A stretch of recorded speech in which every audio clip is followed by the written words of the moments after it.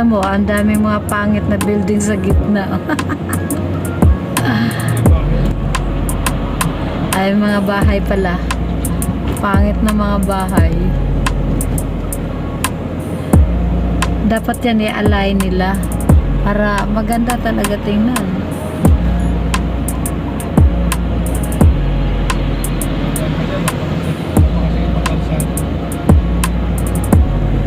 Ganda yung mga building dyan, no? Pasig ba yan? Yan yung sa kaliwa. Ah.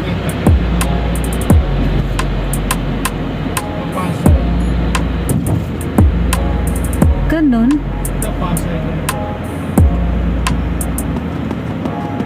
Tamo, meron pa dito yung squatter. Tingnan dito sa gilid ng highway.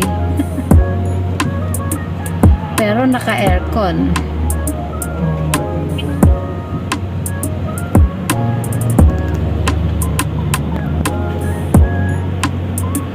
Ang pangit ng bahay pero naka-aircon. Yan, pasay niya.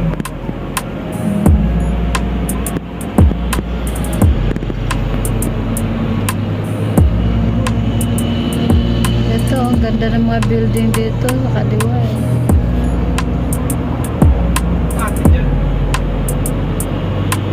Sa likod, ay sa gilid wala talaga tayo, no?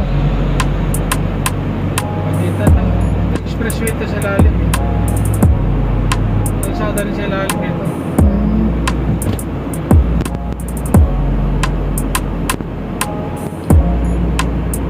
Yan, pasay niya. Ito naman Makati.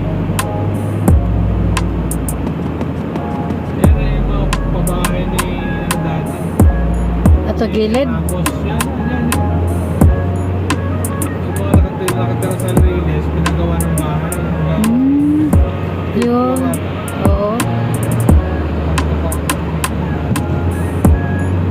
Ginawa naman yung mga may-ari, pinagbibenta. Mapasawin, no?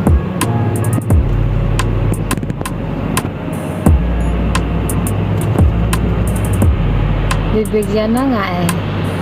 Pambebenta pa. Kahit sa amin, ganun.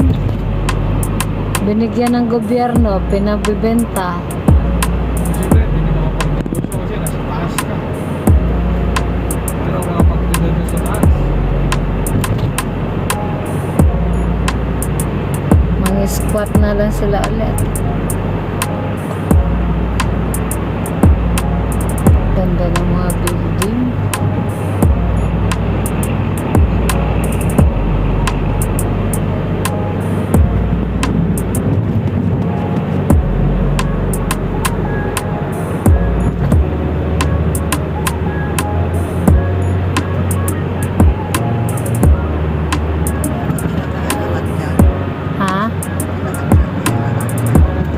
Hindi naman, pero marami siguro.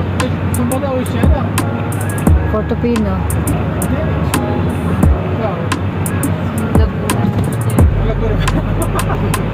Sa Lani? Portofino. Silani, saan ba Yun din sa inyo yun? Silani. Oo. Doon yan. Pagliko, doon kami bababa.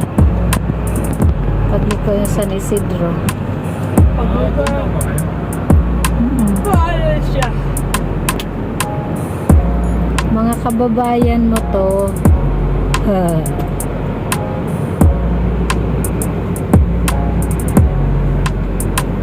punta ko na sa bahay hindi. Inom muna tayo.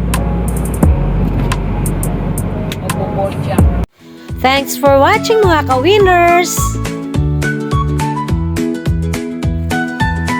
Subscribe, like, and click the notification bell for updates of my new videos. God bless us all!